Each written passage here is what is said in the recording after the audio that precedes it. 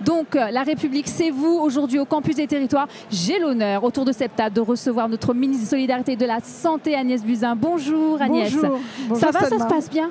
Ah ouais, c'est génial. Il y a une innovation qui vient des territoires et qui est mise à l'honneur lors de ce campus.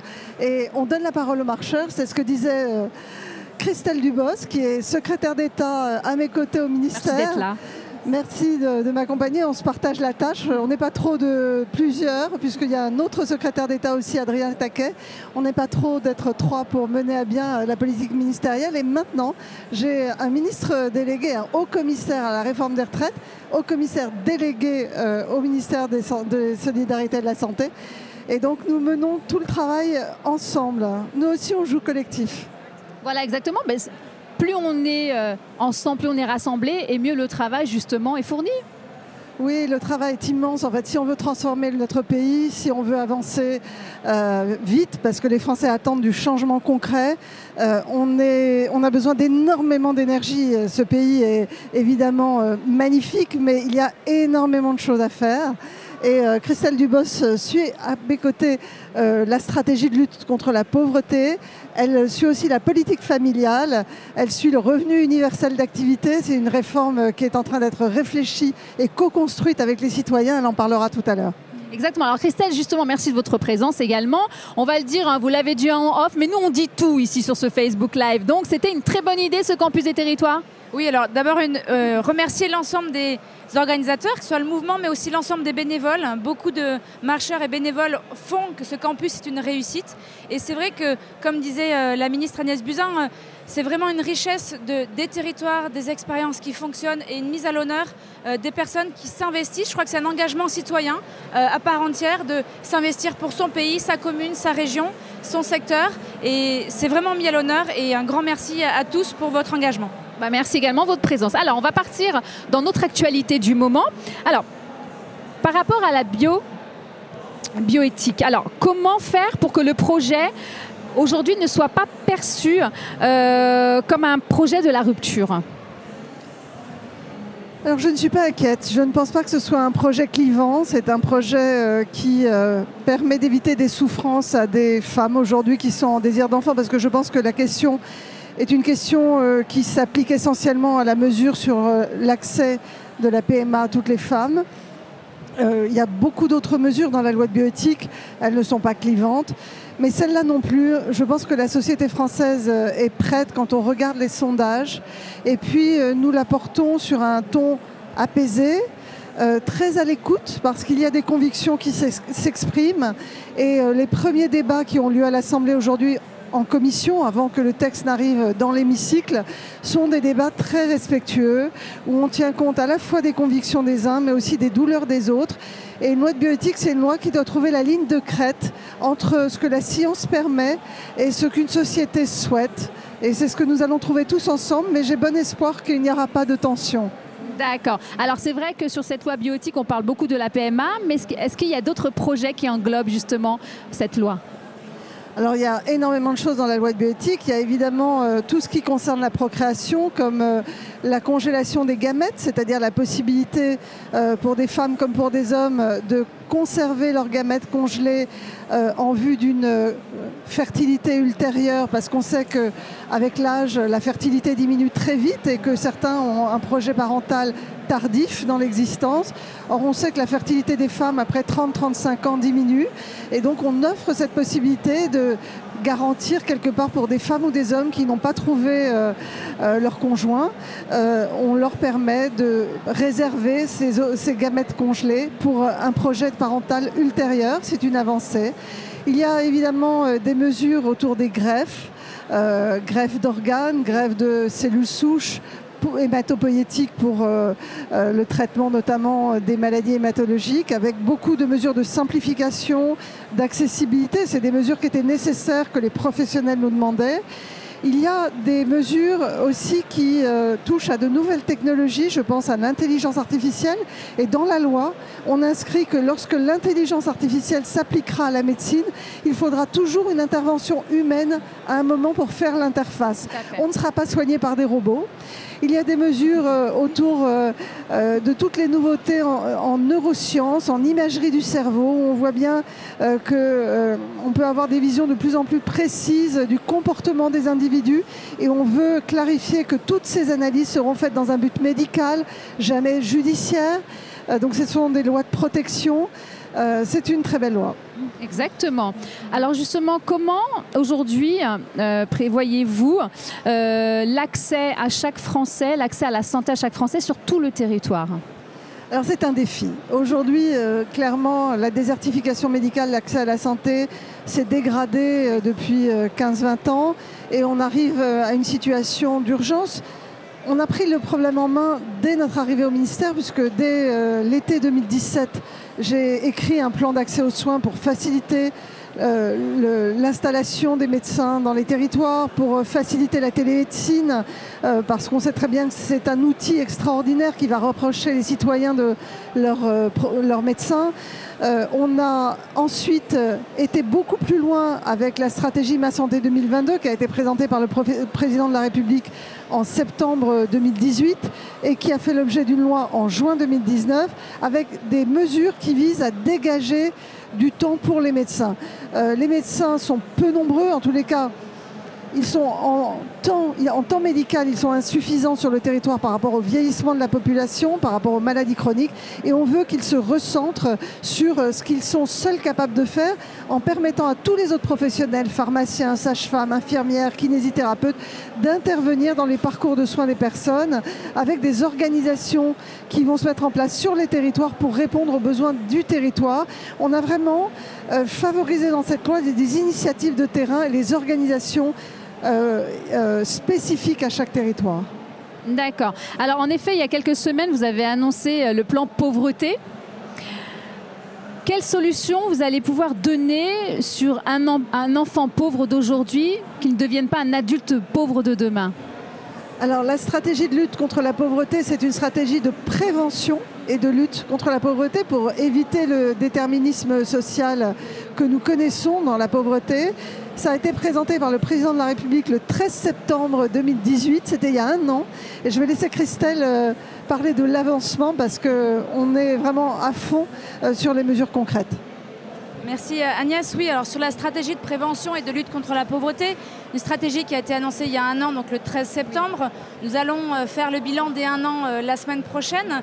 Peut-être rassurer les personnes qui nous écoutent ou qui nous entendent, c'est de dire que l'ensemble des mesures qui étaient inscrites dans le cadre de la stratégie sont mises en œuvre.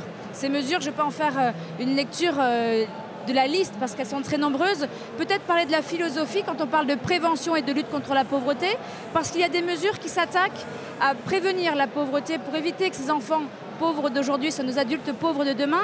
C'est la question de l'accès au mode de garde, permettre à ces enfants d'avoir, aux familles, d'avoir un mode de garde, parce que quand on sait que quand on rentre à l'école, et suivant le secteur dans lequel nous avons commencé à grandir, il y a un écart de 1000 mots.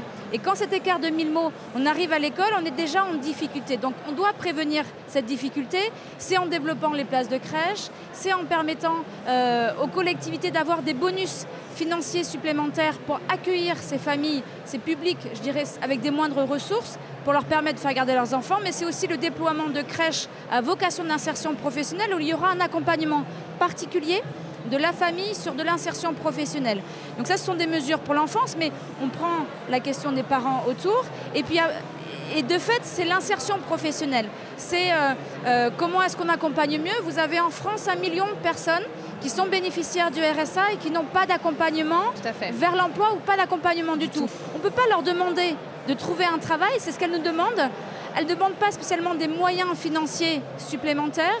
Elles demandent un accompagnement et qu'elles puissent être suivies et les aider à trouver un travail. Et c'est tout ce que l'on porte sur le service public de l'insertion, c'est tout ce que l'on porte et qu'on travaille avec les départements quand on signe une contractualisation, c'est-à-dire un engagement financier entre l'État et les départements à partir d'un besoin d'un territoire pour mieux accompagner c'est ce qu'on met en œuvre sur cet accompagnement.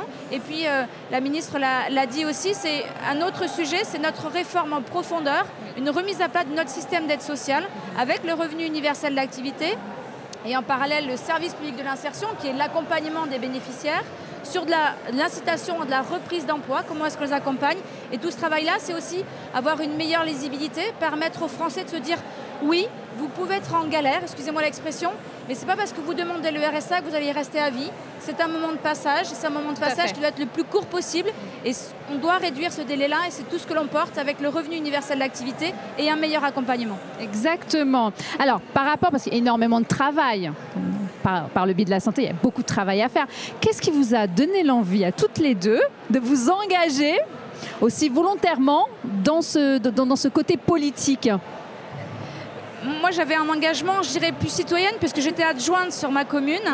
Donc, j'avais déjà cet engagement, mais citoyenne, pas du tout politique, en me disant j'ai une compétence professionnelle, puisque je suis de formation de travailleur social, je dois pouvoir le mettre à profit des habitants de ma commune. Et puis, quand Emmanuel Macron a lancé le mouvement En Marche, je me suis dit, ah enfin quelqu'un avec le en même temps, les bonnes idées, elles sont bonnes à droite et à gauche. Alors, on a besoin de construire un projet avec nos citoyens, c'est ce qui a été fait, c'est ce que j'ai fait dans le cadre de la Grande Marche et de la campagne présidentielle. Et puis après, quand on a eu cette opportunité de s'investir sur les législatives, j'ai appuyé sur le bouton après une réflexion familiale, parce que c'est un engagement aussi de la famille qui nous accompagne, puisqu'on est quand même moins présent. Et je crois que c'est une belle aventure. Et en fait, moi, ce qui m'a interpellée, c'est de me dire, j'ai des enfants qui sont relativement grands, mais quand ils auront mon âge, dans quel pays je veux qu'ils vivent? Et les réformes en profondeur, il faut les porter maintenant, avec des mesures de bon sens qui sont de la vie quotidienne pour répondre aux besoins aujourd'hui, mais sur lesquels on doit apporter une réponse sur le plus long terme. C'est ça aussi mon engagement. Et magnifique. À toutes les femmes qui nous écoutent, allez-y. Parce que c'est ça ma prochaine question, justement. C'est que du bonheur. Mais Agnès va compléter. Agnès, justement, votre engagement? Alors moi, je n'avais jamais fait de politique. J'étais médecin.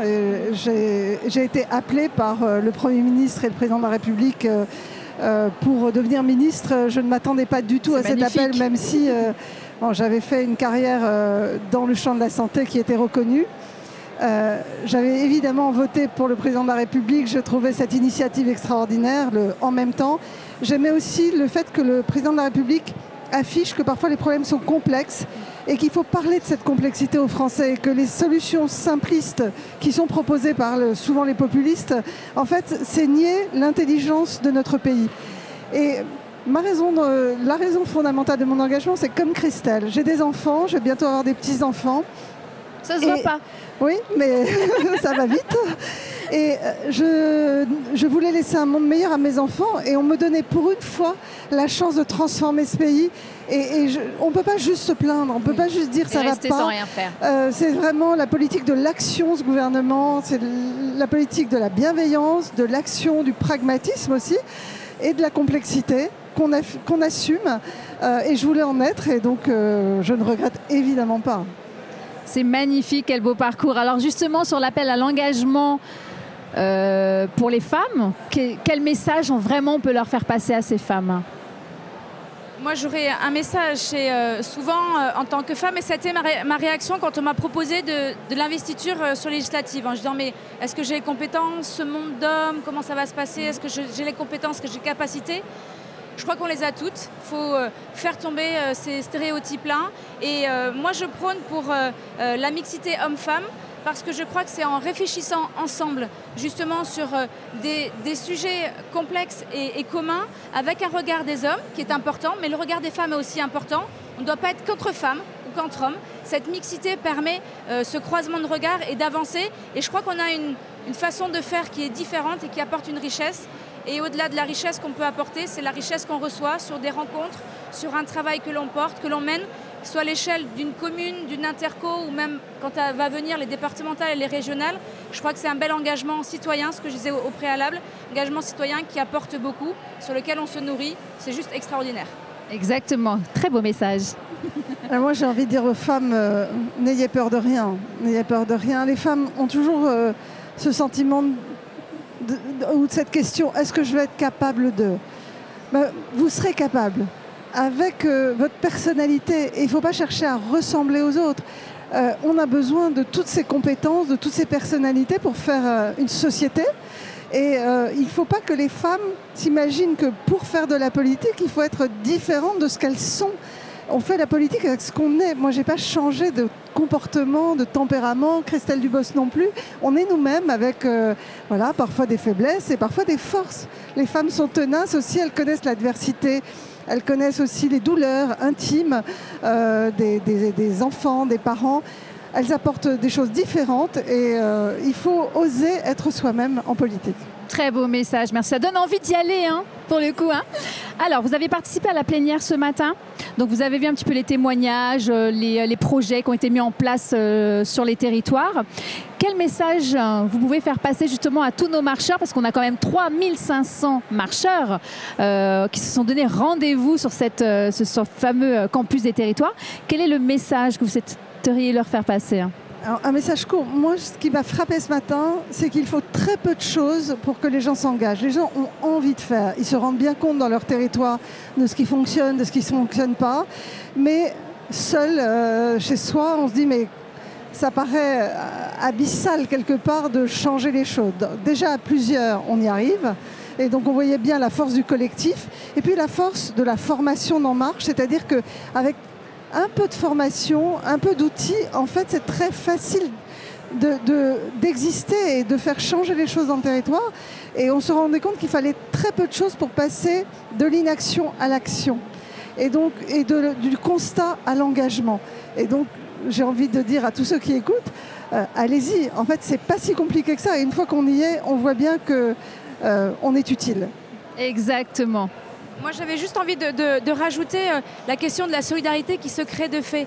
Quand on reste chez soi et qu'on reste à ruminer un petit peu en disant rien ne va, rien ne fonctionne, personne ne m'écoute, je crois que le fait d'avoir cette possibilité, ce que propose En Marche, La République En Marche, sur de la formation, ce petit déclic, cet accompagnement où on ne se sent pas seul sur cet engagement citoyen d'apporter une réponse, je crois qu'elle est importante, elle est forte. Et moi, ce qui m'a marqué ce matin, c'est la mixité qui s'y crée, cette mixité qui permet à chacun de s'exprimer sans jugement, dans la bienveillance, chacun ayant son regard, enrichit toujours l'autre. Et je crois que c'est une solidarité qui est nécessaire à déployer. Et on l'a bien vu avec ces derniers moments, ces derniers temps, où la question de la solidarité, cet isolement, je crois qu'il faut rompre avec cet isolement. Et chacun peut donner un petit peu de son temps.